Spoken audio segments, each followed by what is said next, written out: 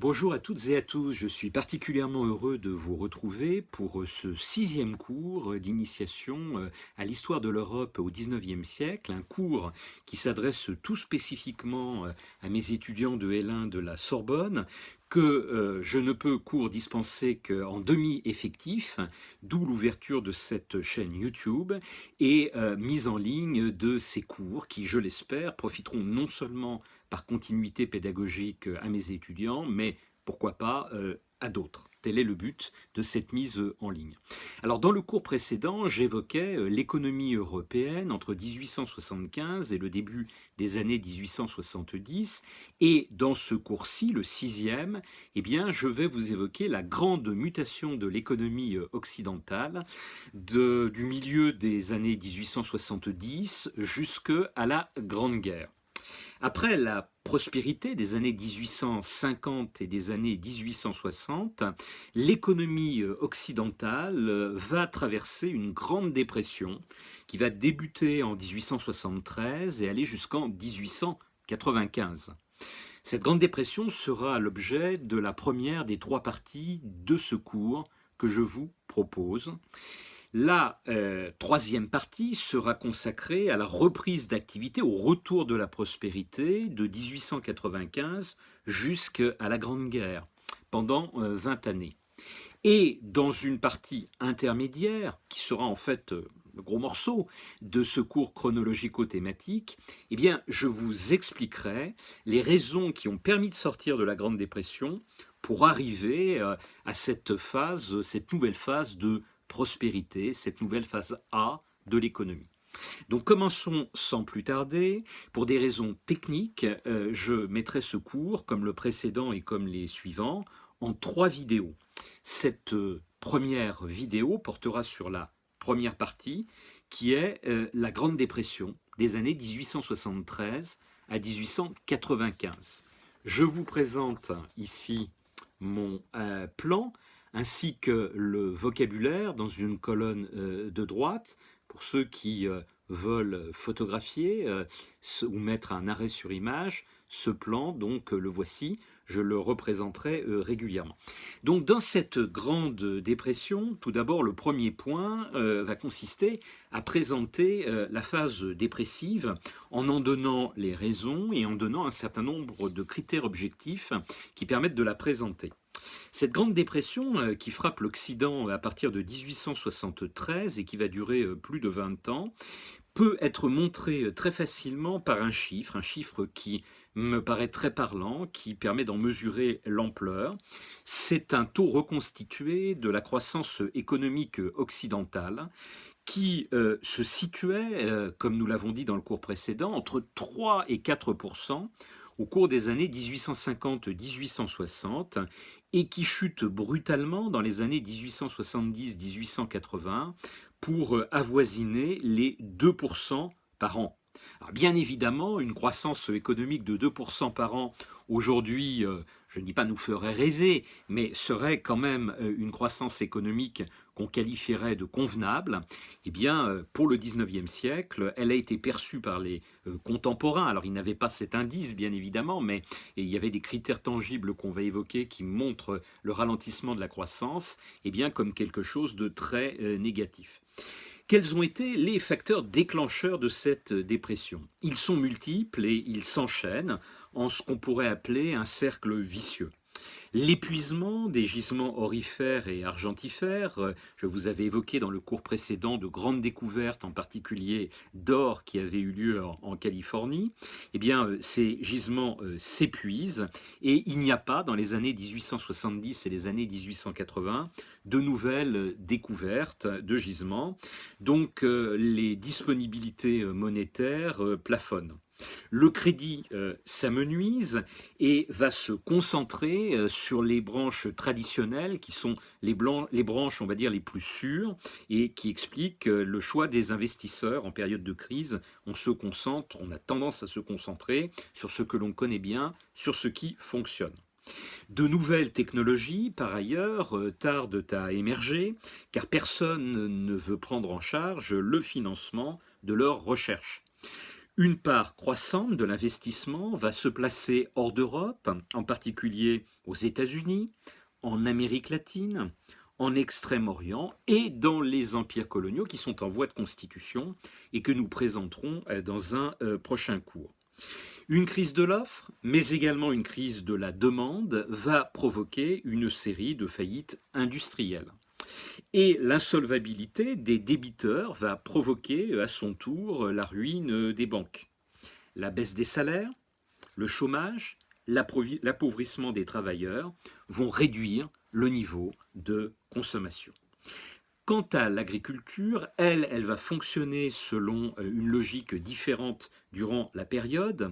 Elle va être touchée par une autre forme de crise, qui est une crise en fait de surproduction, qui va entraîner une chute absolument vertigineuse des cours d'un certain nombre de productions, en raison de la concurrence des pays neufs, on dirait aujourd'hui des pays émergents, tout simplement parce que viennent des États-Unis de la viande, des céréales des grandes plaines, que l'on n'avait pas l'habitude avant de faire venir, mais qui, grâce à de nouveaux transports maritimes et des navires frigorifiques, pour la viande en particulier, eh bien, vont pouvoir traverser l'Atlantique.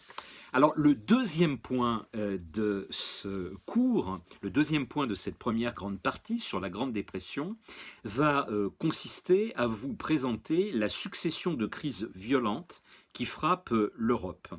Vous vous souvenez en effet, dans le cours précédent, je vous ai dit, ils ont été mis en évidence par Clément Juglar, qu'un certain nombre de crises viennent rythmer les phases à la fois de dépression, les phases B de l'économie, mais également les phases A. Et c'est bien évidemment dans les phases B que ces crises sont les plus intenses. Alors la première crise de la période, celle qui marque le démarrage de la Grande Dépression, est la crise qui démarre en 1873 dans le monde germanique.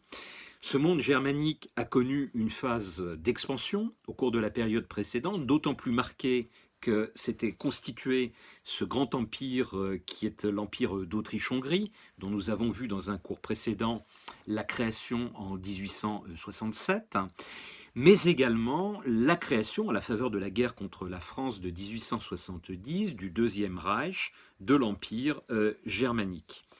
Des banques, dans cette phase de croissance, ont multiplié des investissements de façon, il faut le dire, un peu inconsidérée, notamment dans le domaine ferroviaire et dans le domaine immobilier, en profitant de l'abondance monétaire résultant en particulier de l'indemnité de guerre énorme qu'avait dû acquitter la France. Je vous rappelle le chiffre, on l'avait donné, 5 milliards de francs or. Et c'est à Vienne, où la spéculation est particulièrement intense, que va se produire un krach boursier. Alors, vous connaissez tous, bien évidemment, le krach boursier de 1929 et ceux qui nous ont touchés à la fin des années 2000. Mais il y a eu un premier grand krach boursier en 1873, au début mai 1873, le Credit Anstalt, qui est à l'époque l'une des grandes banques viennoises, et plusieurs autres banques de moindre envergure, eh bien, vont faire les unes après les autres faillite. Les entreprises industrielles vont se retrouver mises en difficulté. Les grands chantiers ferroviaires, à cette époque-là, l'Empire d'Autriche-Hongrie se couvrait de voies ferrées, eh bien, les grands chantiers ferroviaires vont réduire brutalement leurs commandes métallurgiques. La production de fonte va s'effondrer. Et rapidement, et c'est en cela que c'est très grave, la crise va se répercuter, en particulier en Grande-Bretagne. Pourquoi en Grande-Bretagne? Parce que les investisseurs britanniques et les banques londoniennes avaient investi massivement dans l'Empire d'Autriche-Hongrie et en Allemagne, l'Allemagne subissant elle-même le contre-coup de l'effondrement de la bourse de Vienne. Les autres pays européens sont touchés, à quelques exceptions près, dont la France. Pourquoi la France? D'abord parce que la France, c'est un pays qui demeure plus agricole que les autres grands pays d'Europe occidentale, mais également parce qu'elle a été contrainte à appliquer une politique de rigueur en raison de la défaite contre l'Allemagne en 1870 et en raison du versement de cette indemnité de guerre absolument faramineuse dont je vous parlais tout à l'heure. Alors il faut attendre 1879 pour que la reprise se manifeste en Europe et une deuxième crise va intervenir à partir de 1882 et se prolonger jusqu'en 1887. Une deuxième crise où cette fois-ci la France, les banques françaises sont en première ligne.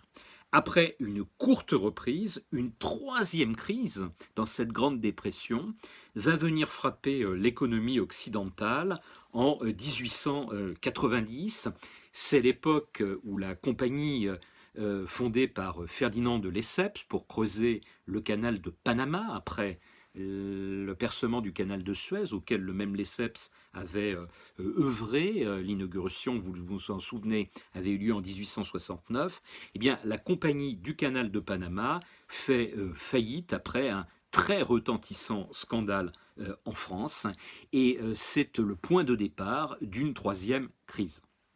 Alors, troisième point de cette première partie sur la Grande Dépression, tout cela va entraîner un retour au protectionnisme. À la suite du Royaume-Uni, vous vous en souvenez, converti au libre-échange dès les années 1840, car le Royaume-Uni était à l'époque la première puissance économique mondiale et la première puissance commerciale. Elle avait donc tout intérêt à commercer avec les autres pays, eh bien, la plupart des autres puissances, nous l'avions dit dans le cours précédent, avaient considérablement abaissé leurs barrières douanières dans le cadre d'une politique de traités bilatéraux. La France de Napoléon III, en janvier 1860, avait initié ce mouvement avec la Grande-Bretagne avant qu'une vingtaine d'autres traités, nous en avions parlé, étaient signés.